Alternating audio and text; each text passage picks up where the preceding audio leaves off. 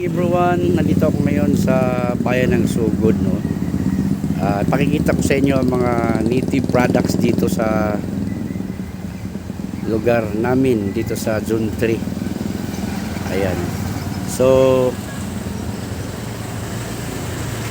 a lots of native products here. You can check which one you like for the display of your cafeteria and some cottages, you know.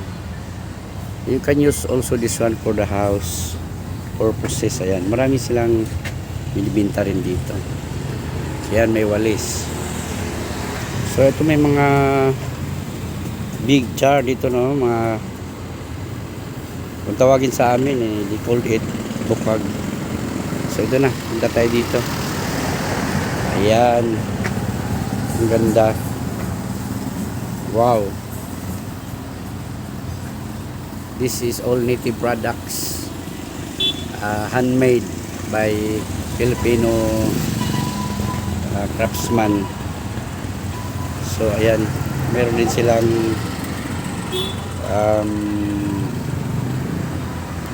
ano sa'y tawag ini niya?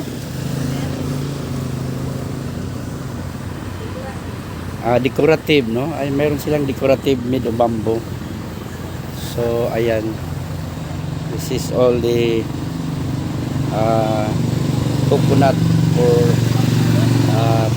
using a broom. So ayan,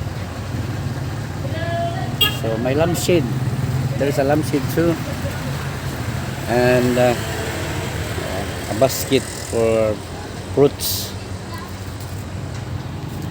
So they have also these old things. So very lovely look.